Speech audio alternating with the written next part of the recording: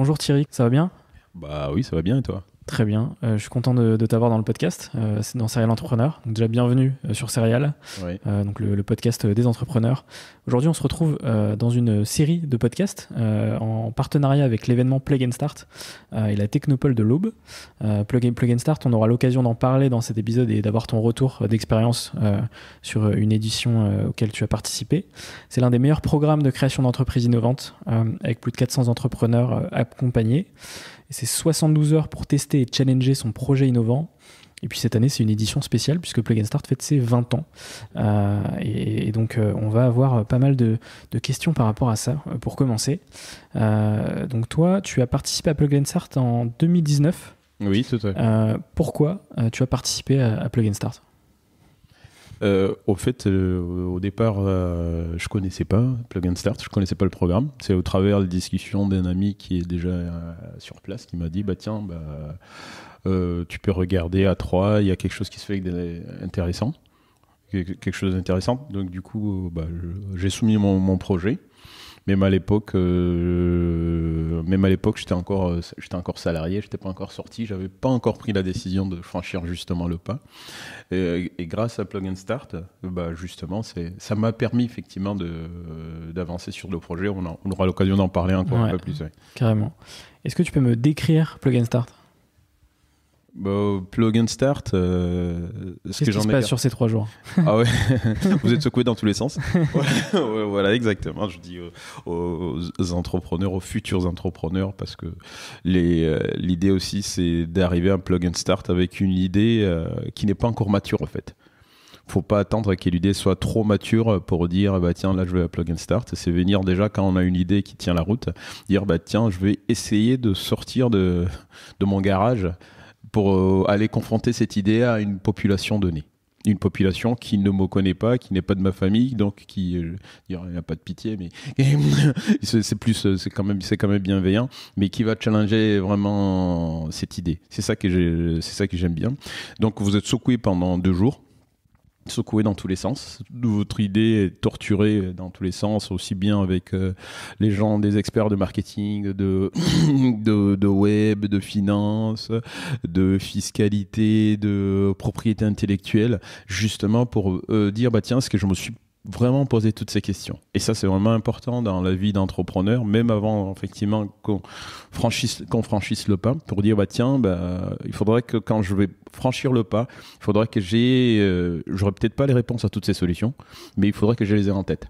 Qu'il y aura toutes ces questions qui se poseront à moi. Ouais, ça va permettre de récolter pas mal de réponses sur toutes les problématiques de l'entrepreneur finalement. Oui, exactement. Et ce que j'ai aimé aussi par rapport à la ville de Troyes, au fait, c'est que par rapport, je suis de la région parisienne de base, mais c'est par rapport à une grande ville, effectivement, c'est que tout le monde, tout le monde se connaît. On a accès à des personnalités qui sont dans tous les domaines de compétences assez facilement par rapport à une grande ville. Et puis 3, c'est à 1h30 de Paris, en train. Ah oui, exactement. Donc c'est quand même pas mal. Oui, ça aussi c'est un avantage à considérer quand on vient d'autres régions. On est à 1h, c'est 1h26 exactement. C'est 1h26 de train. Ouais. Je l'ai fait régulièrement, je continue aussi à le faire régulièrement. Oui, ça se fait bien. Ça se fait bien, en plus c'est dans les trains où on a le confort nécessaire. En gros, pour moi, c'est un deuxième bureau. J'en ai plein des bureaux, mais ça fait partie d'un de mes bureaux. Exactement. Ouais. Qu'est-ce que ça t'a apporté professionnellement et humainement parlant, Plug and Start ? Donc sur l'aspect humain, d'ailleurs, j'ai eu l'occasion de pouvoir échanger avec d'autres entrepreneurs qui étaient au même niveau que moi de réflexion, en se posant la question, tiens, j'ai mon idée, ça n'a rien à voir avec l'idée que moi je développais de base, mais derrière quand même on se rend compte, peu importe ce qu'on va entreprendre derrière, on a quand même les mêmes problématiques. Les problématiques qui sont liées effectivement à est-ce que le business model il tient la route, est-ce que le marché il est disponible, est-ce que je dispose des capitaux nécessaires, est-ce que je dispose des compétences nécessaires pour le faire. Ça, c'est des questions qu'on vend des choux, qu'on vend des carottes, qu'on vend des avions ou autre chose. Effectivement, on va toujours se poser des questions et pouvoir échanger avec d'autres confrères qui ont ces mêmes problématiques. Ça nous permet justement. Ça permet de s'enrichir. Bon, dire, bah tiens, il y a l'autre, là, il a dans le web, il n'y a pas d'aspect web dans mon projet, mais il m'a parlé d'un truc intéressant. Est-ce que je peux pas l'utiliser aussi pour l'enrichir le mien? Ou bien pour faire germer une autre axe de développement que j'avais pas identifié. Et humainement aussi, c'est que effectivement, il y a l'aspect humain qui joue beaucoup, parce que j'ai tout à l'heure parlé de la partie bienveillance. Pendant Plug & Start, ils sont pas là pour vous casser, quoi. Ils sont pas là pour vous casser, ils sont là pour vous faire évoluer, justement pour que vous puissiez passer, on dit en général qu'on gagne 3 mois de développement, passer à l'étape supérieure pour dire, bah tiens, ils m'ont challengé dans tous les sens, c'était justifié, oui, certainement, et voilà, je sors effectivement grandi avec d'autres idées, puis prêt à y aller, quoi. Quel a été ton moment le plus fort sur Plug & Start? Le moment le plus fort d'un Plug & Start, c'était justement les échanges avec les confrères. Les échanges avec les confrères, d'autres confrères entrepreneurs. Il y en a pour lesquels j'ai gardé encore beaucoup de liens d'amitié, d'ailleurs, depuis. Donc c'est ces échanges, ça m'a permis d'évoluer. Je suis sûr que ça va encore me permettre d'évoluer. Ça, c'était un moment important. Et puis il y a d'autres moments aussi, parce que ça reste fun aussi, hein, j'allais dire. Voilà, d'autres moments fun, effectivement, que ce soit effectivement des sorties de networking, ce genre de choses. Ça, c'est toujours intéressant de le faire. En plus, ce qui est bien, c'est que même une fois que vous faites Plug & Start, si jamais vous décidez de vous établir sur 3 aux alentours, en fait, les gens ils vont vous identifier assez facilement. Bah, vous allez voir le banquier, vous allez voir votre banquier, vous allez demander des subventions, on va dire bah tiens, je vous ai dit, c'est pas vous, je vous ai vu pitcher il y a 1 an là, sur Plug & Start. Donc ça ouvre déjà pas mal de barrières, ça c'est un plus, quoi. Et c'est un plus que, j'allais dire, que vous allez garder tout le long de votre parcours parcours d'entrepreneuriat là-bas sur la région. Oui, puisque Plug & Start, c'est à 3, mais c'est une visibilité qui est nationale. Exactement, c'est important de le rappeler. C'est ça qu'il faut se le rappeler. Et même la plupart des gens, les boîtes qui étaient là, c'était peut-être des boîtes de 3, c'était peut-être un dixième, même pas, quoi. C'est les gens qui venaient d'à gauche et d'à droite et qui disaient bah tiens, moi j'ai tel projet innovant, tel projet qui est innovant. Ah bah vous êtes des bienvenus, vous pouvez venir. Aujourd'hui, qu'est-ce que tu retiens de cet événement? Ce que je retiens de cet événement, ça va être l'excellence et la bienveillance. Excellence parce qu'on veut tirer toutes les boîtes vers le haut. On veut vraiment essorer pour dire bah tiens, qu'est-ce qu'il y a de l'autre côté, et aussi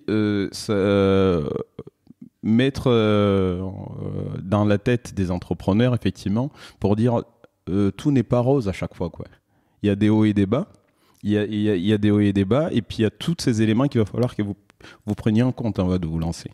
Donc ça, c'est sur la partie excellence. Et puis la partie bienveillance, c'est important parce que les gens qui sont autour de vous, des coachs qui sont autour de vous, c'est des grands comptes, c'est des gens issus de plusieurs milieux, mais qui sont là pour vous faire avancer, quoi. Ouais, exactement. Donc c'est ça qui est bien, c'est cette bienveillance qu'on a besoin à chaque fois. Et est-ce que tu conseilles Plug & Start à des porteurs de projets qui veulent se lancer? Oui, tout à fait. Je conseille effectivement Plug & Start à des entrepreneurs qui veulent se lancer. Et pour dire, au fait, il ne faut pas se donner des limites, des barrières soi-même en disant « mon idée n'est pas assez mature pour le faire ». J'allais dire, il y en a d'autres qui vont juger de toute façon si votre idée est assez mature pour le faire. Mais vous, si vous vous sentez vraiment à l'aise avec votre idée, c'est l'occasion vraiment de sortir pour dire, bah tiens, je vais confronter mon idée vis-à-vis des gens qui ne sont pas de ma famille, qui ne sont pas là pour me dire c'est bien parce qu'on ne veut pas te blesser, mais qui vont me dire la viabilité de mon projet. Parce que ça va être un projet qui va conditionner mon avenir de toute façon, qui va me permettre de vivre, de payer mon loyer tous les jours. Donc c'est ça, il faut oser se lancer. Il faut oser se lancer et puis pouvoir accélérer aussi. Parce que ce soit vous faites effectivement plug and start, effectivement vous gagnez 3-4 mois de développement parce que vous avez été coaché avec pas mal d'éléments, pas mal d'inputs, pas mal de challenges et puis un réseau important. Soit effectivement vous pouvez rester aussi dans votre garage en disant bah tiens je garde mon idée, sauf que c'est un temps perdu. Et quand on se lance effectivement, quand on est en train de créer une entreprise, j'allais dire chaque jour compte. C'est le programme parfait pour tester et challenger son idée finalement. Exactement. Et même à la fin, j'allais dire, à la fin, vous allez pouvoir dire ok, là j'y vais directement ou je préfère attendre. Par exemple, si je veux partager mon expérience, donc ce que je disais, c'est que quand je vais participer à Plug and Start, c'était en 2019, c'était au mois de juin ou au mois de mai, j'étais encore en entreprise. C'est avec Plug and Start, avec le bagage que j'ai acquis, que je me suis dit, là, franchement, Thierry, là, t'es prêt vraiment à passer de l'autre côté. J'ai donné ma rupture conventionnelle, et puis je me suis lancé. Mais à mon avis, si je l'avais pas fait, j'allais attendre 6 mois encore, ou bien avoir encore plusieurs doutes, moments de doute. Mais c'était vraiment un déclencheur. Je remercie d'ailleurs effectivement le pote Greg qui me l'a conseillé en disant tiens, ton idée est bonne, ce serait bien de pouvoir venir le challenger. Ouais. Surtout quand c'est une idée qui sort de l'ordinaire. Avant de parler de ton parcours, on va apporter quelques précisions sur l'événement. Donc déjà, il faut savoir que c'est 20 projets innovants qui vont être sélectionnés. Donc c'est pas on candidate et le projet est sélectionné directement. C'est vraiment, il y a toute une sélection derrière. Ensuite, tout le transport, l'hébergement et la logistique sont inclus sur les 3 jours de l'événement. Et donc cette édition, elle a lieu du 29 juin au 1er juillet. Et les candidatures, c'est jusqu'au 20 mai pour candidater. Donc voilà, n'hésitez pas à candidater justement pour participer à cette édition anniversaire. Oui, tout à fait. On va pouvoir passer à ton parcours. Et la question que je pose à chaque fois, c'est qu'est-ce que tu as fait avant d'entreprendre ? Qu'est-ce que au fait, j'ai un parcours un peu atypique. Je suis ingénieur informaticien de formation, et puis après j'ai basculé dans la partie achat, et puis je me suis spécialisé dans toute la partie énergie renouvelable. Okay. Énergie renouvelable dans un grand groupe, effectivement, c'était chez Engie, voire chez GRDF, où j'étais en charge effectivement d'accompagner des producteurs des énergies renouvelables à justement développer leurs unités de production et puis à pouvoir mettre à disposition l'énergie pour le reste du réseau. Et donc tu crées ta société Magma Energy en mars 2020. Voilà, exactement. Qu'est-ce qui t'a amené du coup à créer Magma Energy ? Comment tout ça s'est né en fait ? Donc j'étais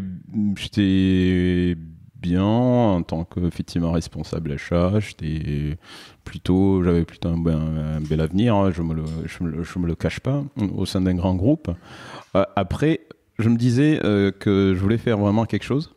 Je voulais entreprendre. J'ai repris les études. Justement, j'ai repris les études côté HEC. Et puis, j'ai mûri encore mon idée. Et un des déclencheurs que j'ai dit tout à l'heure, c'était vraiment Plug and Start, qui m'a permis de me dire, tiens, là tu es mature, là tu peux y aller. Là tu es mature, tu peux y aller. Et c'est donc, j'arrête effectivement de travailler en tant que salarié le 31 décembre 2019. Et puis j'ai fondé Magma en début 2020. Entre-temps, effectivement, qu'est-ce qui s'était passé ? Donc j'avais donc soumis la candidature à la partie incubation. Parce qu'il y a ça aussi, la partie Plug and Start. Une fois que vous avez été donc déjà shortlisté en tant que 20 projets, en général il y a 400 candidatures qui arrivent. Donc c'est vraiment un honneur. Et derrière aussi, vous pouvez aussi postuler pour être incubé à la Technopole de l'Aube. Donc c'est ce que j'ai fait. J'ai passé donc les comités, tous les assessments fin d'année 2019 pour m'installer effectivement début 2020. Ok. Et est-ce que tu veux me parler du coup de Magma Energy ? Qu'est-ce que c'est ? Donc début 2020, qu'est-ce que je fais? L'idée, c'était de créer la première centrale d'achat dédiée aux producteurs des énergies renouvelables. Vous savez qu'on a démarré du coup début 2020. Pas de bol, on était à la maison pendant un certain temps, comme tout le monde, comme tout le monde. Donc voilà, il y a eu la crise qui nous a frappé, qui nous a frappé, mais après derrière aussi, qui a ouvert aussi d'autres opportunités, parce que je me dis qu'à chaque fois, derrière chaque crise, effectivement, il y a des opportunités derrière qui vont se créer. Ça, c'est important pour tout entrepreneur qui va nous écouter aujourd'hui. Donc du coup, Magma Energy, c'était quoi? Donc, c'était la première centrale d'achat dédiée aux producteurs des énergies renouvelables. Je me suis rendu compte qu'il y a pas mal donc des producteurs des énergies renouvelables qui viennent la plupart du temps du monde agricole, qui ont des soucis, effectivement, qui ont du mal à se faire accompagner pour y aller. Nous, on s'est spécialisé dans la partie biogaz. Biogaz, donc en 2-3 mouvements, c'est vous prenez tous les déchets agricoles, vous les mettez sous cloche, 40 jours, 40 degrés, ça vous produit du gaz. Le gaz, vous pouvez soit l'utiliser en tant que gaz de ville, donc dans les tuyaux, le nettoyer. Vous pouvez l'utiliser soit en tant que carburant, vous pouvez l'utiliser ou bien produire de l'électricité. Et en plus, ce qui est très bien avec cette énergie, c'est que non seulement vous produisez une énergie propre, renouvelable, qui est produite localement, mais aussi ce qui va rester, donc il y a la matière qui va rester, qui peut servir aussi en termes d'engrais. Donc actuellement, dans le contexte actuel d'autonomie énergétique, avec tout ce qui se passe de l'autre côté, dans les pays de l'Est, on sait à quel point l'autonomie d'énergie a beaucoup de valeur. Donc du coup, on s'est dit, je me suis dit, comment on peut accélérer cette transition énergétique, effectivement. Nous, on a dit, c'est en aidant ceux qui veulent le faire, en regroupant leurs besoins, en les aidant à optimiser leurs installations de A à Z, depuis la création des installations jusqu'à l'exploitation de ces installations. C'est une marketplace, donc on peut s'y inscrire en tant qu'acheteur ou en tant que vendeur. Oui. Quelle typologie de produits on peut retrouver sur cette marketplace? Donc sur la Magma Energy, donc magmaenergy.fr, il y a pas mal d'éléments, c'est tout type des éléments, des technologies, d'équipements ou de consommables que peut avoir besoin un installateur, un exploitant d'unité de méthanisation. Ça peut aller effectivement des pompes, des broyeurs, des trémies, ce genre de choses. Ça peut aller de l'huile, ça peut aller jusqu'au service de maintenance, jusqu'au service de transport, ou voir les solutions de production d'énergie renouvelable ou bien du GNV. Donc il y a tous ces éléments-là. En gros, ce qu'on propose au-delà d'une marketplace, en fait, on crée un mini-service achat à ces exploitants. Et mini-service achat digitalisé. Parce qu'au départ, le concept aussi, quand je l'avais démarré, en fait, le digital n'était pas encore entré dedans. Justement, c'est aussi... l'appétit vient en mangeant, comme dirait l'autre. Effectivement, c'est quand on est un entrepreneur aussi, il faut avoir justement cette agilité de pouvoir s'adapter au marché. Au départ, quand je me suis lancé, on le faisait à la main. Exactement, il y a quelqu'un qui allait, soit vous avez une installation qui tourne déjà, donc je viens chez vous, vous me dites, tiens, j'ai besoin de ça, j'ai besoin de ça, j'ai besoin de ça, j'ai besoin de ça. Je vais aller dans l'exploitation d'à côté, il va me dire, tiens, j'ai besoin de ça, j'ai besoin de ça, j'ai besoin de ça. L'idée était de regrouper tous ces besoins pour faire des deals. Un peu ce qu'on faisait par exemple sur le Groupon, des deals intéressants pour dire tiens, il y a cher fournisseur, cher marché fournisseur, on a 50 installations qui ont besoin de ça, qu'est-ce que vous pouvez nous faire comme élément? Donc c'est ça qu'on faisait au départ, mais on le faisait avec les fichiers Excel, ce genre de choses. Mais après aussi en mûrissant, on s'est dit là on est en train de le faire avec les fichiers Excel, on avait du mal. Pour répondre à un besoin donné, c'était pas en moins de 2 semaines. On a dit tiens, qu'est-ce que le digital peut nous apporter? Parce que qu'est-ce que le digital peut nous apporter? Et c'est là qu'on a dit tiens, pourquoi ne pas permettre effectivement cet agriculteur qui va acheter ses équipements, il en a besoin de toute façon, de pouvoir l'acheter lui-même directement sur une plateforme en ligne. Et aussi, comment permettre à ce fournisseur, ce fabricant d'équipements, qui a du mal à vendre ces équipements parce qu'ils ont tous été frappés, comme tout le monde, effectivement, par des restrictions de déplacement ou des annulations de salon, qui a du mal à avoir la visibilité et à vendre cet équipement, comment lui permettre, effectivement, de vendre cet équipement et puis de mettre en lumière sa capacité d'innover. Et c'est là qu'on fait effectivement notre rôle effectivement de catalyseur en permettant l'offre et la demande de se rencontrer. Et c'est autant bien pour tout le monde, effectivement, parce que soit en faisant rencontrer l'offre et la demande, en fait, on est en train de simplifier la production de cette énergie. On est en train d'encourager la production de cette énergie. À titre d'exemple, pour partager avec en 2 ans, là, on a pu accompagner une centaine d'installations en France et puis en Suisse. En plus, voilà, il faut regarder la partie digitale, c'est important parce que du coup, ça nous a aussi permis de nous exporter assez facilement. Et là, actuellement, on est en train de regarder ici, côté allemand, de l'autre côté, qu'est-ce qu'on peut faire. En moins de 2 ans, c'est vrai que même dans mon BP au départ, ça y était pas. Ouais. Et donc cette digitalisation, elle a vraiment apporté quelque chose en termes de scalabilité finalement, qui n'était pas possible avec juste des fichiers Excel, etc. Exactement, oui, exactement. Et on se rend compte que la plupart, parce que déjà la plupart de nos fournisseurs, ils étaient étrangers. Donc ils étaient étrangers. On s'est dit, tiens, si on achète une pompe en Allemagne pour la livrer à Brest, pourquoi ne pas l'acheter en Allemagne pour la livrer en Allemagne directement? C'est la même pompe exactement.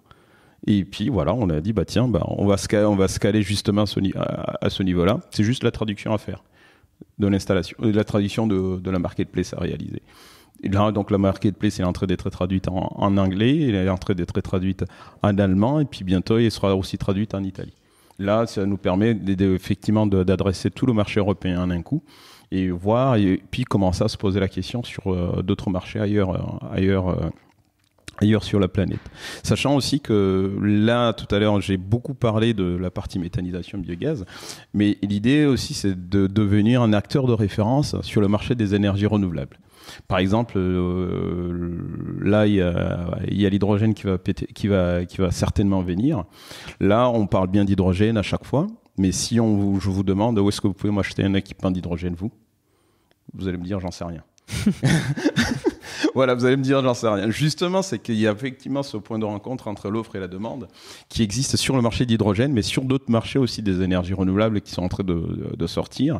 Bientôt, il y aura l'hydrogène, il y aura le CO2, il y aura effectivement tout type de marché où il y a quand même des maillons de la chaîne qui manquent actuellement, justement pour dire tiens, on a de super ingénieurs qui savent innover, qui savent faire des choses effectivement qui sont vraiment balèzes.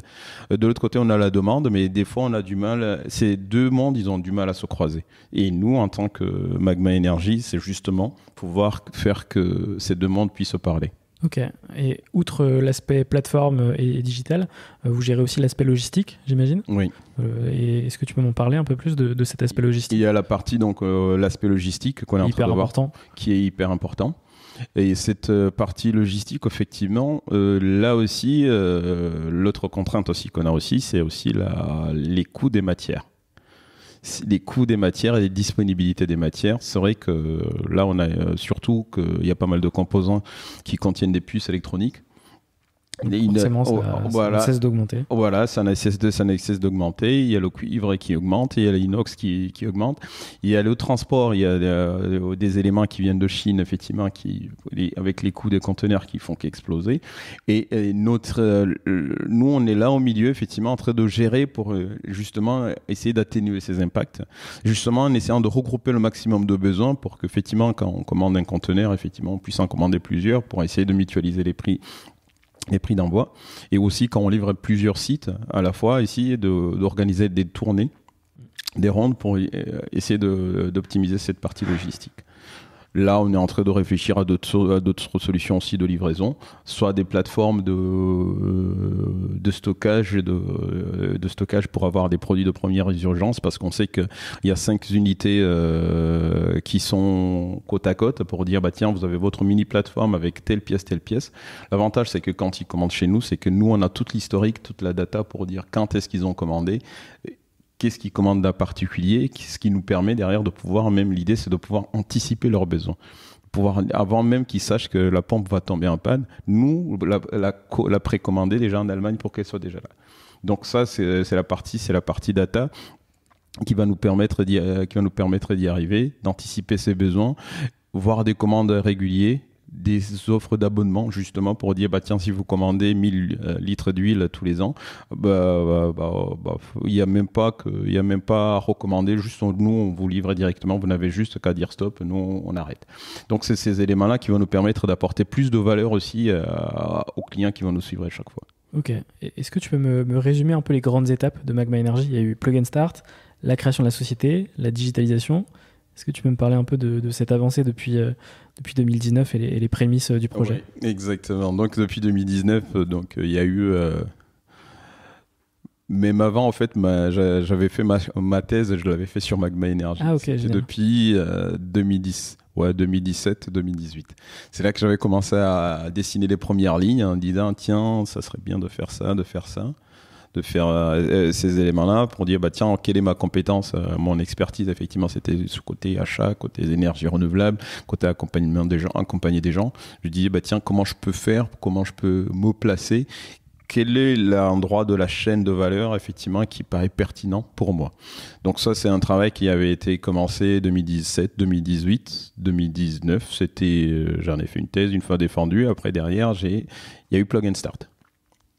Plug and Start, c'était le premier concours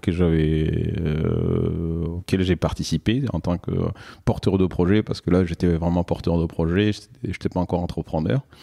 Il y a eu Plug and Start. Rencontre avec certaines rencontres, avec les gens qui m'ont challengé, qui m'ont dit tiens, ton projet, le projet je l'ai retravaillé. Ça j'ai retravaillé le projet en même temps que j'étais en train de faire les formalités pour quitter mon entreprise. 2019, je quitte mon entreprise. Mars 2020, je crée Magma Energy. Et puis on s'est lancé là-dessus. Quand on a lancé aussi Magma Energy, au départ, au fait, c'est qu'il y a eu aussi un autre ajustement aussi que je vais signaler. C'est qu'au départ aussi, on était focus aussi surtout sur les nouvelles installations. Les nouvelles installations, donc on avait dit, tiens, on va regarder les équipements qui sont les plus chers sur une installation pour essayer de les acheter en groupé. Pour partager un peu les ordres de grandeur à ceux qui nous écoutent, qui nous regardent, c'est une installation, c'est entre 5 et 6 millions. En disant, tiens, il y a telle brique qui coûte 1 million, on peut mutualiser entre plusieurs installations. Ok, ça on l'a fait. Jusqu'à maintenant, on en a fait une douzaine pour les nouvelles installations. Mais le problème, c'est qu'au fait, pour sortir une installation, il fallait 1 an, voire 2 ans. Même les premiers projets qu'on avait initiés, donc que j'avais repérés en 2019, le premier coup de pelle, c'était il y a 3 semaines. Donc imagine toute la partie BFR derrière, toute la partie trésorerie qu'il va falloir maintenir. C'est très important. Ouais. Donc du coup, c'était très important. Et c'est là aussi que j'ai pu m'adapter. Je me suis dit, là, je m'adapte. Là, il y a les nouvelles installations. En plus, il y en avait un peu moins parce qu'avec les restrictions, ce genre de choses, il y a eu des projets qui ont été annulés, d'autres projets qui ont été décalés. Donc ça, c'était la première complexité que j'ai rencontrée, qui m'a ouvert les yeux en disant, tiens Thierry, là tu es en train de cibler les nouvelles installations, mais regarde à côté de toi, en France actuellement il y a 1200 installations qui tournent, qui sont comme ça. Il y a 1200 installations qui produisent du biogaz en France. Et ces installations, ils ont besoin de quoi? Ils ont besoin de toutes les pièces de rechange, ils ont besoin de maintenance, ils ont besoin de l'huile, ils ont besoin de tout type de consommables. Et la plupart du temps, ils n'ont personne pour leur proposer. En général, sur une installation, en fait, il y a 200 marques, 200 références. Et les gens, donc, ça veut dire qu'il va appeler, tiens, je veux le devis pour la pompe, tiens, je veux le devis pour ça. Est-ce que vous pouvez faire un devis pour ça? Ce qui représente une perte de temps phénoménale. Je me suis dit, pourquoi ne pas regarder aussi toutes ces installations? Et du coup, je suis allé chercher ce marché qui tourne. En plus, c'est ce marché qui m'a permis d'adresser même les centaines, 100 installations actuellement, et qui ont besoin de récurrents. C'est des paniers moyens d'à peu près 3 000 €, mais qui reviennent tous les 2 ou 3 mois. Tous les 2-3 mois. Donc c'est du récurrent. Il faut viser vraiment la partie récurrence. C'est du récurrent. Et puis ça permet de fidéliser le client. Et puis ça nous donne aussi le temps d'avoir suffisamment d'informations. Parce que je parlais de la data tout à l'heure, pour voir comment on peut améliorer ce service.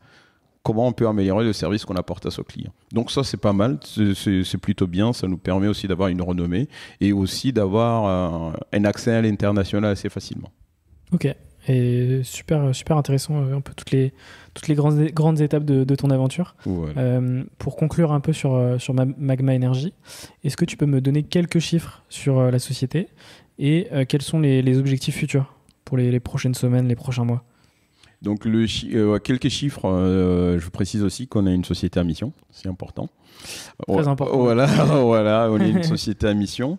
Notre mission c'est de promouvoir l'usage et la production des énergies renouvelables. Actuellement, en termes de chiffres, donc on a pu accompagner des installations qui permettent à peu près qui permettent de produire un gaz renouvelable pour 55 000 ménages. C'est équivalent à peu près à 300 bus qui roulent tout le temps en biogaz tous les ans. C'est énorme. Donc voilà, ce qui est énorme, c'est à peu près 9000 tonnes de CO2 qu'on évite tous les ans. Ça, c'est important. Et puis, ça, c'est les chiffres côté RSE. Côté installation, c'est que les volumes d'affaires qu'on a pu traiter en négociation pour les nouveaux projets, on est à peu près dans les 13 millions. On est dans les 13 millions et puis il y a un chiffre d'affaires qui tourne aussi sur la partie consommable qui est sur la partie récurrente. Ok. Et tes objectifs futurs du coup? Les objectifs futurs, donc ce que je disais, c'est que là, l'étape actuellement, donc on vient de lancer la marketplace. Là, on est en train de faire une levée de fonds. On est en train de faire la levée de fonds pour justement consolider notre position en France et puis se développer en Allemagne. C'est-à-dire aller ouvrir effectivement, on est en train d'ouvrir une filiale en Allemagne, justement pour adresser le marché allemand. Tout à l'heure, je parlais d'un marché français qui est à peu près à 1200 installations, mais en Allemagne, vous multipliez ce chiffre par 10. On est dans les 15 000. Des installations qui ont les mêmes besoins que les installations d'ici. Donc c'est un marché qui est assez très important, qui est assez très important et qui a les mêmes besoins. Et pour le moment, donc on est le seul acteur qui va pouvoir proposer ça. Et je pense que le digital nous permettra d'aller encore plus loin. Ok, écoute, vraiment, vraiment intéressant. On passe à la partie bilan de ton aventure avec 2 questions. Quel a été le moment le plus difficile de ton aventure entrepreneuriale? J'allais dire c'est tous les jours. Non, il faut se dire qu'en tant qu'entrepreneur, en fait, on a des hauts et des bas. En général, ce que je dis, c'est qu'il y a 24 heures dans une journée et puis des hauts et des bas, vous en avez 24. Vous en avez 24 par jour. Exactement, vous en avez 24 par jour, des hauts et des bas, des contrats qui sont annulés, des commandes qui sont annulées, ce genre de choses, d'autres qui sont gagnées de l'autre côté. En tant qu'entrepreneur, ce qu'il faut, c'est que vraiment, il faut profiter de chaque instant, de chaque victoire aussi minime que soit-elle, mais qui permet d'encourager puis de passer à la victoire suivante. Les moments les plus difficiles que j'ai connus, effectivement, c'était ce que je disais tout à l'heure, parce que quand on avait focusé sur les premiers projets, donc ça nous a fait une première année effectivement sans facturation. Donc du coup, parce que les projets ils étaient pas encore démarrés, alors que nous on avait dit tiens, on les a sécurisés, sauf que tant qu'ils n'ont pas encore commencé la construction, donc vous n'êtes pas payé. Donc il y a eu une première année difficile, donc côté trésorerie c'était pas la joie. Et puis d'autres moments, non, je dirais pas que c'est difficile, je dirais que c'est juste la vie de tous les jours, les échanges avec les différents financiers, les différents investisseurs, mais ça c'est la vie, c'est la vie même de l'entreprise. Ok, et la deuxième, c'est de quoi es-tu le plus fier aujourd'hui? Donc je suis fier effectivement quand je me dis qu'on a pu, en si peu de temps, on a pu accompagner une centaine d'installations. Les 100 installations, moi dans mon BP initial, j'y étais en 5 ans à peu près. Là, en moins de 2 ans, j'allais dire, moins de 2 ans, c'est plutôt même moins, en 1 an, parce que la première année, on les avait pas adressés. Donc ça, c'est important. Ce que je suis fier aussi, c'est de pouvoir aussi, maintenant, on a des in-calls, des appels entrants, des gens qu'on croise sur les salons, ils disent tiens, Magma Energy, ou des gens bien qui nous appellent directement, qu'on n'a jamais vu ni d'Adam ni d'Eve, qui nous appellent parce qu'il dit tiens, il y a mon voisin qui m'a parlé de vous, donc c'est intéressant, j'aimerais bien travailler avec vous. Ça fait plaisir. L'autre élément aussi, c'est que ce qui a marqué aussi ma vie d'entrepreneuriat, c'était première embauche aussi. Là, oui, parce que voilà, actuellement, actuellement on est 7, mais si ça se passe bien, effectivement, l'idée c'est de passer une 50aine de personnes d'ici quelques années. Donc, première embauche aussi, quand on fait toute la paperasse, tout ce qui va avec, c'est un grand moment aussi pour tout entrepreneur. C'est la première fiche de paye, bien négociation de contrat. Voilà, et puis voilà, quand on arrive aussi à se payer aussi, c'est un premier moment en disant tiens, là je vis de ce que je fais, quoi. Ouais. Ça c'est une vraie. Un accomplissement. Ouais, c'est l'accomplissement et ça c'est une vraie fierté. Au fait, ce que je conseillerais aux entrepreneurs, c'est vraiment de se faire accompagner. Parce que la pire crainte qu'on peut avoir en tant qu'entrepreneur, c'est de dire je ne parle pas de mon idée parce que j'ai peur qu'on me pique mon idée. Ça, c'est la pire connerie qu'on peut faire. Surtout que l'idée ne vaut rien sans exécution. Voilà, exactement. On dit, tiens, mais même si ton idée, effectivement, est géniale, mais l'autre personne ne pourra pas l'exécuter comme toi tu le feras, quoi. Donc, il a plus intérêt plutôt à investir dans toi pour que tu fasses ton idée, pour que vous puissiez aller plus loin. Donc, ça, c'est vraiment la pire chose qu'on peut faire en tant qu'entrepreneur. Donc, et c'est en s'ouvrant vers les autres qu'on améliore aussi son idée. Parce que quand des fois on peut se faire des films en disant tiens, moi j'aimerais bien faire un truc comme ça, qui fait ça, qui communique avec ça, qui travaille avec ça, mais finalement quand les autres vous questionnent, tu dis finalement c'est con. Ouais. Ou bien voilà, c'est con, pourquoi je ferais pas plutôt ça. Donc en fait c'est ces échanges qui permettent de mûrir son idée. C'est là qu'on s'enrichit et c'est là qu'on grandit en tant qu'entrepreneur. C'est en partageant son idée, en partageant son retour d'expérience avec soit ses pairs, soit ses conseillers, soit ce genre de choses. Là, c'était bien. Et puis, l'autre élément aussi, ça va être, par exemple, je vais dire chez nous à 3, effectivement, j'ai participé donc, pour faire des dossiers de concours, ce genre de choses. C'est pas mal aussi. Je le conseille. De s'inscrire à des concours, de faire des dossiers de façon de demande de prêt d'honneur à gauche à droite avec les différentes institutions, les concours de demande d'incubation. En fait, des fois, même si des fois on a l'impression qu'ils nous posent tout le temps les mêmes questions, ou bien que c'est chronophage, parce que personne n'aime vraiment faire la paperasse, mais derrière ça nous re-questionne, ça nous dit tiens, ça fait 2 fois qu'on me repose la question. Ça fait 2 fois comment se structure ma chaîne logistique, quelle est ma proposition de valeur. Ça veut dire que si ça fait 2 fois qu'on me pose la question, ça veut dire qu'elle n'est pas si claire que ça. Et donc ça me permet de la retravailler. Donc ça aussi c'est un plus, mais ça va vraiment dans le sens de je suis entrepreneur, je suis ouvert aux autres. Et ça c'est important. Et c'est vrai et en plus, en cas de victoire, ça apporte de la légitimité pour le projet. Exactement. De remporter des concours, des prix, etc. Et puis ça apporte aussi de la visibilité. Oui, exactement. Oui. Qui peut générer du coup du business. Donc, oui, tu as tout à fait raison, parce que tu sais, il y a des collègues à moi, des amis aussi, qui disaient concours, il n'y a pas de chèque derrière. Et voilà, quel est le prix à gagner? Et voilà, en général, c'est ça la première question qu'ils posent. Et ce qu'il faut se dire, effectivement, c'est d'autres récompenses. D'autres récompenses, notamment, effectivement, ce que tu viens de dire, la partie visibilité, la partie retour d'expérience. Je monte en grade parce qu'effectivement, mon projet a été confronté par ça. Peut-être que le projet, il n'a pas été pris. Hein. Mais derrière, quand même, je sais pourquoi il n'a pas été pris. Donc, ça me permet derrière de m'améliorer pour le coup d'après. Et aussi, c'est son réseau pour dire tiens, il y a tel projet, il est passé là-bas, je connais telle personne, il faisait partie de mon jury, ce genre de choses, pour dire tiens, je peux l'interpeller sur LinkedIn pour dire tiens, la dernière fois j'ai apprécié les échanges qu'on avait eus et d'ailleurs vous m'avez posé cette question, est-ce que vous pouvez m'en dire davantage? Et c'est cette personne aussi qui va se sentir valorisée, qui va vous aider d'après. Ouais. Qui va vous aider après. Et ça c'est important. Et puis j'allais dire après faut pas avoir peur d'y aller, quoi.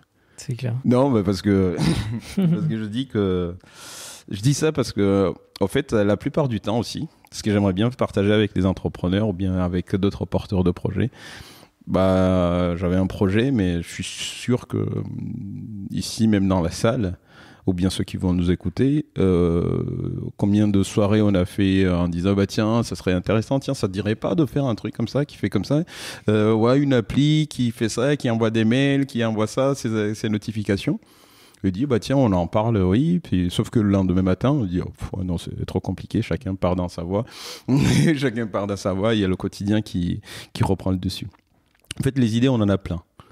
Tout le monde a des idées, mais la capacité, ce qu'on développe, on doit développer, de faire le premier pas. De dire, et justement, là, je reviens effectivement à la partie Plug and Start, pour dire, en fait, tu viens avec ton idée.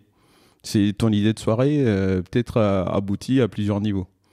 Mais derrière, nous, on veut transformer cette idée en projet viable et qui va te permettre non seulement de vivre, mais de faire vivre aussi des gens, de faire vivre aussi les gens. Et c'est effectivement, il faut qu'on arrive effectivement à switcher. Parce que des idées, j'en ai plein. Pour dire, partager l'expérience, à un certain moment, on avait des idées. C'était quand on finissait l'école pour vers une plateforme de streaming. Ça, c'était en 2004. Une plateforme de streaming, quand on disait, bah tiens, ça serait bien de faire une plateforme de streaming. À l'époque, même, on avait démarré même en 2001, il y avait que Canal+.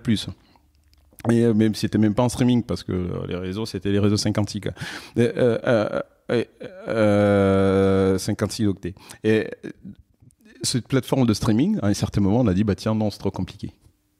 On avait dit pourquoi ne pas mettre en ligne des vidéos, puis les gens ils paieraient un abonnement pour venir le faire, ou bien même c'était gratuit parce qu'on pourra vivre avec les pubs, ce genre de choses. On a réfléchi sur cette idée, mais on l'a pas fait. Sauf que quelques années après, il y a Netflix qui est arrivé. De toute façon, les idées meurent très vite. Et voilà, exactement. Il y a Netflix qui est arrivé, et puis avec des potes à moi, j'ai dit, mais merde, voilà, c'est exactement ça, parce que nous, on avait abandonné, c'est trop compliqué avec les serveurs et compagnie. Donc, il ne faut pas avoir peur d'aller plus loin, quoi. Ouais, exactement. Et ben, on va pouvoir passer à l'avant-dernière partie de notre échange sur les rencontres, le mindset et l'entrepreneuriat. Alors même si évidemment on a abordé pas mal de sujets qui concernent l'entrepreneuriat et le mindset notamment. La première question, c'est est-ce que tu peux me parler d'une rencontre qui a marqué ton aventure Magma Energy? Est-ce qu'il y a une rencontre tout particulièrement qui t'a permis de franchir un cap dans ton business notamment? C'est pas une rencontre, c'est qu'il y a plusieurs rencontres en fait. Je dirais souvent le cas. Ouais, voilà, exactement. C'est plusieurs rencontres des gens les gens qui m'ont aidé, même pendant l'élaboration du projet. Les gens qui m'ont aidé pendant l'élaboration du projet, c'était des anciens collègues côté GRDF, où on travaillait un peu sur le BP, sur ce genre de choses. Ça, ça m'a aidé beaucoup, et puis ça continue à m'aider aussi. Et les rencontres aussi, c'est des rencontres, une autre série de rencontres, c'est les rencontres à la Technopole, effectivement. L'équipe qui m'a aidé à la Technopole de l'Aube. À la Technopole de l'Aube en Champagne. L'équipe qui m'a aidé et qui m'aide toujours au quotidien, effectivement, à avancer, à répondre à certaines questions. Et l'idée aussi, c'est que, voilà, au fait, c'est que tu es comme dans un cocon, effectivement, où il te pousse vraiment. Je conseillerais à n'importe quel entrepreneur de venir, effectivement, voir. Donc, ce sont ces rencontres, effectivement, qui ont vraiment marqué. Essentiellement, et puis après les rencontres avec les différents salariés aussi que j'ai, effectivement, ça c'est important parce que on fait rien tout seul. Là on parle de 100 unités qu'on a accompagnées, mais il n'y a pas que moi, il y a toute une équipe derrière qui travaille d'arrache-pied pour y arriver. Et ce qui est bien aussi, c'est que vous savez que je reviens peut-être sur la question d'avant ou la question d'après, au fait, c'est que ces rencontres aussi, qu'est-ce que j'en ai fait? Parce que dans mon cas, au fait, je suis associé unique. Moi, donc du coup, au fait, j'ai mis en place un advisory board. Ça aussi, ça peut intéresser effectivement aux entrepreneurs qui nous écoutent. En gros, ça m'a permis derrière c'est des gens, justement en parlant de ces rencontres, j'ai pensé à eux, des gens que j'ai appréciés pendant tout le parcours d'entrepreneuriat, de réflexion d'ailleurs, qui m'ont aidé, qui m'ont donné des conseils. Il y en a 5, effectivement, avec lesquels je continue à échanger tous les 3 mois. C'est mon advisory board qui me permet derrière de challenger mes choix, mes décisions stratégiques en disant bah, tiens, ça, j'aimerais faire ça. Il peut me dire bah, tiens, pourquoi tu aimerais faire ça, pourquoi tu aimerais faire ça, ce genre de choses. Ça, c'est de se faire accompagner, c'est très important. Ouais. J'allais dire, si on est seul, on est rapide, mais à plusieurs, on va plus loin, quoi. Exactement. Je suis très, très aligné avec ça. Pour conclure cette partie, est-ce que tu peux me citer une personne ou un sujet qui t'inspire particulièrement aujourd'hui? Quelles sont un peu ta source d'inspiration du moment? D'inspiration, j'allais dire ma source d'inspiration. J'aime bien Elon Musk, j'aime bien.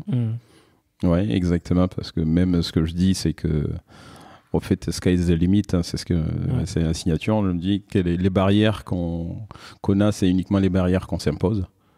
Faut pas dire ça, je suis pas capable de le faire, je peux pas le faire.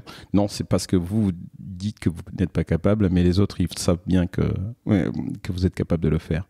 Et c'est-à-dire aussi, c'est que en tant qu'entrepreneur, c'est que si vous êtes le seul, le sachant du projet, n'ayez pas le trac de défendre votre projet parce que personne ne le connaît mieux que vous. Donc ça c'est bien, c'est votre projet, habitez-le. Et effectivement, ça c'est important. Et ne vous mettez pas les barrières. Et puis, sortez des sentiers battus. Sortez des sentiers battus. Regardez ce qui se passe de l'autre côté, même si c'est pas dans le même secteur.